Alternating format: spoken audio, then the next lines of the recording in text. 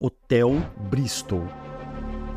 É um dos grandes e luxuosos hotéis que se encontra no centro novo de São Paulo e que foi rota das pessoas mais ricas do Brasil no século passado, parada obrigatória dos barões de café da época. Hoje, depois de décadas abandonado, vizinhos e usuários da Cracolândia relatam que veem pessoas na janela. Dizem também ouvir gritos vindos do local na madrugada. Será verdade?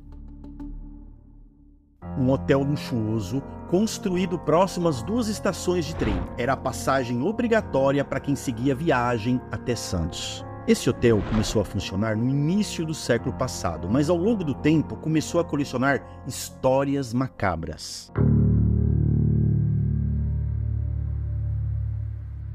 Entre os vários acontecimentos, alguns deles foram estampados na capa de vários jornais da época. Com um que ocorreu dentro do seu elevador, um trágico acidente tão surpreendente que parece até um roteiro de um filme. Sim, apesar de muito antigo, ele foi um dos primeiros hotéis de São Paulo a possuir um elevador. A cidade de São Paulo crescia muito e a procura por hotéis e hospedarias aumentaram muito na região da Estação da Luz. E diferente de muitos outros hotéis que eram verdadeiros puxadinhos das casas dos proprietários que já existiam, esse hotel foi totalmente planejado para receber hóspedes do Brasil todo. Seu alvo eram os ricaços e fazendeiros, e existe até publicidades da época que demonstra isso. Neste panfleto antigo pode-se perceber que era exaltado esse diferencial do hotel. Era bem destacado como o Grande Hotel Bristol, e também a sua localização estratégica próxima à Estação da Luz, porta de entrada de milhões de pessoas que vinham do interior na época. O argumento principal era mostrar que sua estrutura foi feita exclusivamente para o fim hoteleiro. E agora, além de saber quem foi o homem que o construiu e de onde ele tirou a inspiração do nome e da arquitetura desse hotel de luxo, você vai saber também algumas das tragédias que aconteceram em suas dependências.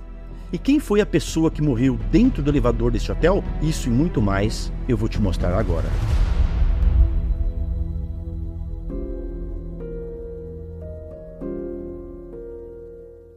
Não havia onde se hospedar na cidade de São Paulo até 1855, quando apareceram os primeiros hotéis. Estabelecimentos modestos e quase sempre administrados por estrangeiros.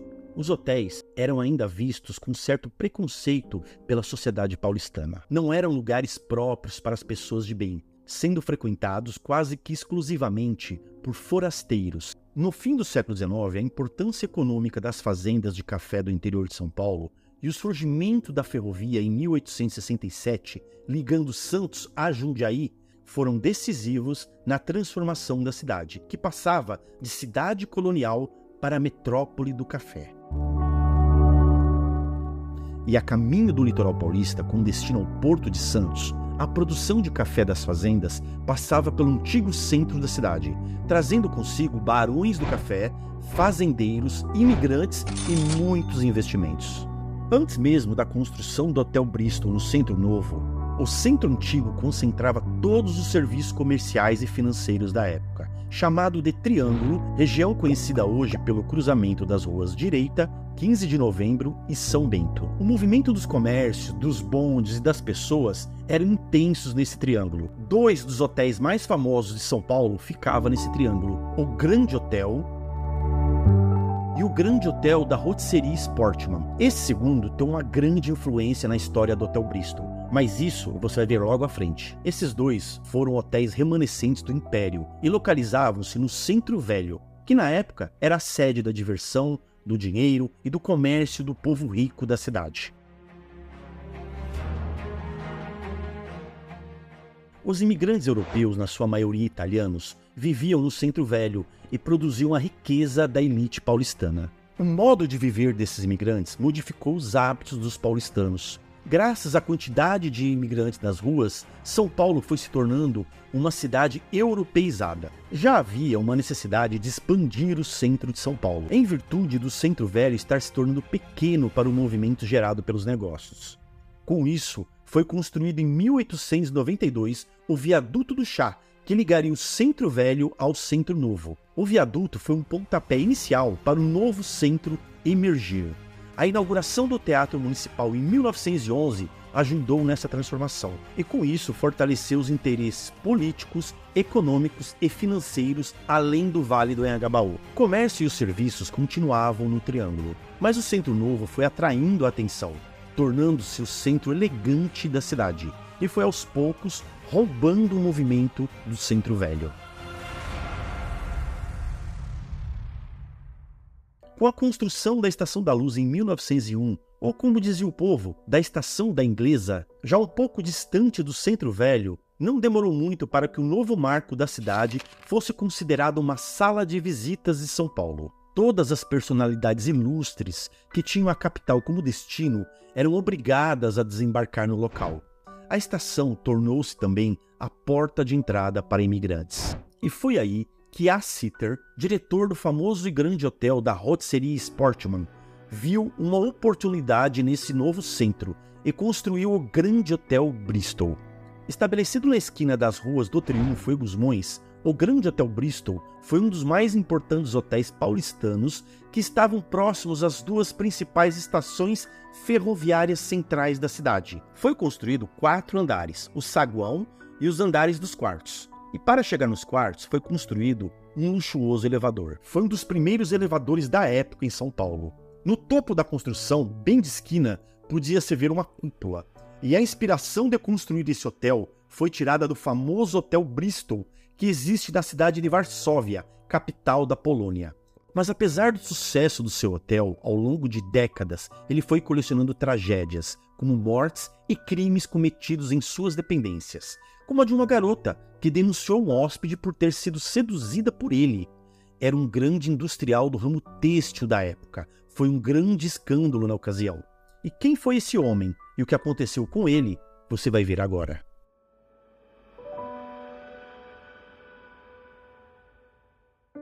Com a inauguração da primeira linha férrea em 1867, começam a surgir na luz os primeiros palacetes da elite paulistana. Um paulistano médio naquela época não se hospedaria em hotéis, sob o risco de ser acusado de promiscuidade ou de imoralidade. Assim, a sociedade da época, que era preconceituosa, foi mudando de hábitos e passou a aceitar melhor o fato de pessoas de bem se hospedarem em hotéis cujos serviços e a própria aparência arquitetônica se vinculavam o mais possível aos padrões franceses. Por isso, muitos dos prédios dos hotéis antigos têm como padrão a arquitetura francesa. Existe até uma poesia que mostra essa mudança de hábito da metrópole e diz assim: hóspede mais de 3 dias, instalado em casa alheia, pagando com cortesia almoço, jantar e ceia, afora o quarto que habita, má visita. Esses são versos que ironizam o hábito de hospedagem gratuita em casa de amigos, como eram feitos até então.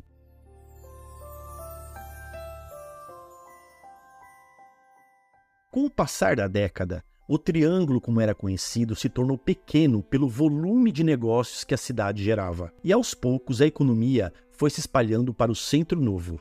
Um exemplo de transferências de economia do centro foi a mudança de endereço do famoso Hotel Rebequino, que estava no Largo São Bento, no Centro Velho, junto ao Hotel do Oeste e o Grande Hotel Paulista. Ele mudou para a região da Luz, na chamada Rua da Estação, hoje conhecida como Rua Mauá. Se instalou em um prédio mais amplo e moderno, na frente do Grande Hotel Roma, e também o Aves Hotel, que já existiam ali. E até hoje, ambos os imóveis ainda existem na rua. A mudança de endereço foi amplamente divulgada em jornais da época. Estar na Rua Mauá significava estar em uma posição mais privilegiada para abocanhar os viajantes que chegavam a São Paulo através do sistema ferroviário. Os hotéis começaram a surgir no entorno das estações ferroviárias, tanto na Luz quanto no Brás.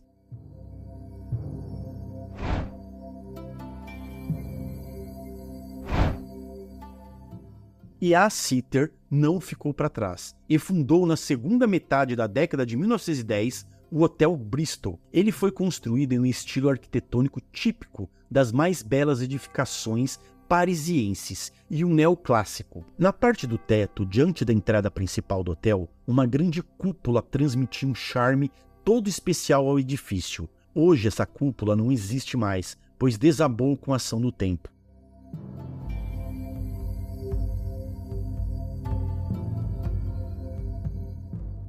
Nos tempos áureos do hotel, esse lugar era frequentado só pela elite paulistana.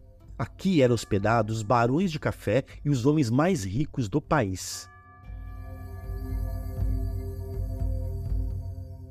Mas seu fundador não ficou muito tempo com ele.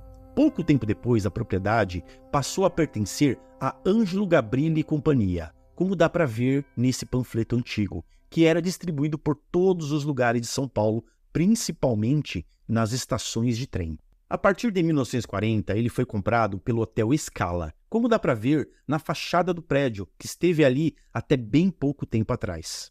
Nas suas dependências, o hotel já possuía 69 apartamentos e já tinha elevador. E foi nesse elevador que aconteceu uma tragédia que foi noticiada por toda a mídia na época.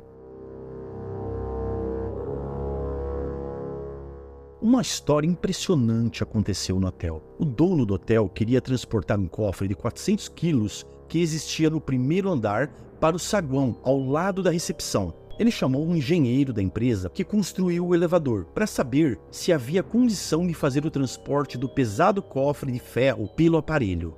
Depois de analisado, o engenheiro concluiu que não haveria risco de transportar o cofre pelo elevador. Ele aguentaria o piso. Então, logo cedo, vários funcionários do hotel, junto com o operário mecânico Manuel da Silva, começaram a remoção do cofre. E como diz esse jornal da época, depois de longos esforços, conseguiram colocar o cofre às portas do elevador. Neste momento, o mecânico Manuel da Silva entrou no aparelho para dali dirigir mais eficientemente os trabalhos. O desastre. O cofre, cedendo aos esforços conjugados dos homens, oscilou um momento junto à porta do assessor. Não houve tempo de se evitar o desastre, porque a enorme massa de ferro inesperadamente tombava sobre o aparelho, apanhando em cheio o infeliz mecânico, que ficou comprimido entre o cofre e o elevador. Uma das quinas do cofre atingiu-o violentamente, fendendo-lhe o crânio de meio a meio. O desventurado operário teve morte instantânea. Realmente, um acidente de trabalho fatal. E esses acontecimentos são um dos motivos que vizinhos e pessoas que vivem perabolando na Cracolândia dizem ouvir gritos durante o dia e também à noite aqui no hotel. Os moradores de rua que vivem por aqui têm medo de chegar perto. Outra história que se conta é que existe um mordomo que vive e anda pelos corredores e quartos do hotel, e ele é quem cuida da manutenção do prédio. À noite, a rua do hotel que se encontra abandonado fica cheia. É que o hotel se encontra na região da Cracolândia. E o motivo do hotel ainda não ter sido invadido pelos moradores de rua é que eles têm medo do hotel. Isso é o que eles mesmos dizem. É sinistro. Uma vez nós entramos, pode ver que ali é soldado, nós já entramos aí. Mas não sabia que tinha ninguém. Aí o menino ficou tudo com medo. Ela foi no banheiro aí, a torneira ligou sozinha, ainda tem essa, só até me arrepiei. A torneira daí ligou sozinha. Como que aí vai ter água? Fala pra mim. Você acha que se esse lugar, o pessoal daqui não tivesse medo, já estava invadido? Com certeza. Nós já entramos aí, nós só não entra mais, porque o negócio é assombroso. Entra lá pra você ver. É sinistro. Dá medo, dá medo.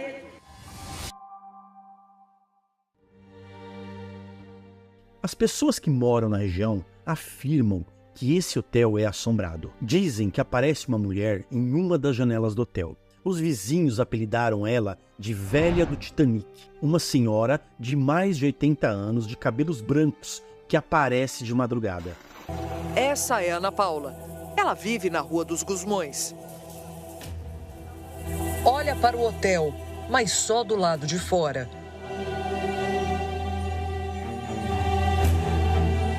Ela conta o nome que foi dado para a tal mulher misteriosa. Aí ela aparece sempre na janela ali de madrugada. Vem que você vai ver. Toda de branca. Ela é uma velha, parece a velha do Titanic. Nós chamamos ela de velha do Titanic. As meninas falam, você vai ver de madrugada? Vem aqui. As meninas falam, a velha do Titanic lá. E dizem que essa mulher cria gatos pretos. E isso deixa a história mais estranha ainda, pois uma equipe de filmagens foi ao local e conseguiu filmar esses gatos dentro do hotel. E de repente, um visitante inesperado aparece. Falaram que tinha gato aqui. Falaram que o gato era preto. Tem um gato preto mesmo aqui. Então, a história da mulher, ela começa a ficar mais verdadeira. Que a história é, existe uma mulher aqui que sai na janela e uma mulher que cria gatos pretos. Um famoso e importante industrial chamado Raul Sintra, que era diretor de uma fábrica têxtil e de uma fábrica de tecidos em Guaratinguetá, já com seus 50 e poucos anos, se hospedou no Hotel Bristol com uma garota que havia fugido de casa e a seduziu. Uma garota de 18 anos que, na época, essa idade ainda era considerada de menor. Eles ficaram 7 dias no hotel e depois desceram para o Guarujá. E de lá voltaram 7 dias depois. Ele trouxe a garota de volta para São Paulo e prometeu que voltaria para buscá-la. E assim fugiu para o Rio de Janeiro. Maria Emília, esse era o nome da garota. E quando ela percebeu que tinha sido enganada, ela voltou para casa e contou tudo para sua mãe, que imediatamente chamou a polícia. Ele foi preso por muito pouco tempo e assim que soltaram, ele fugiu para Buenos Aires.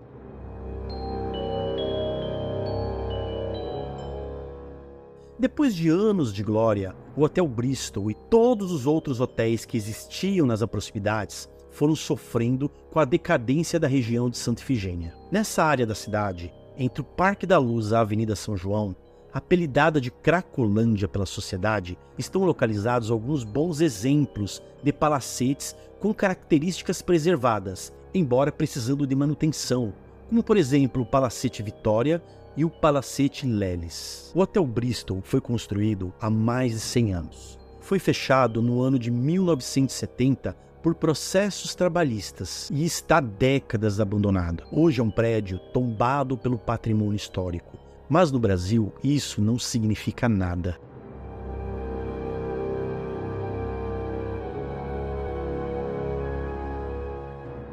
Toda a mudança de arquitetura de São Paulo, que cresceu aqui na região, impulsionada pelo dinheiro dos barões do café na época, está se perdendo pelo descaso do poder público. Dá até para imaginar como esse prédio ficaria depois de todo restaurado e iluminado. As noites de São Paulo ficariam mais lindas com certeza, e o turismo agradeceria. A palavra hotel carrega em sua origem conotação de luxo, suntuosidade e beleza. E o Grande Hotel Bristol foi um dos mais importantes hotéis paulistanos. Se você está aqui ainda, é sinal que gostou da história desse vídeo. Vou aproveitar e deixar para você um vídeo de exploração onde conta a história do Yacht Club Santa Paula, o antigo Hotel Interlagos de São Paulo. Clique agora nesse vídeo que está aparecendo na tela e vá direto ao vídeo. Muito obrigado e um bom vídeo.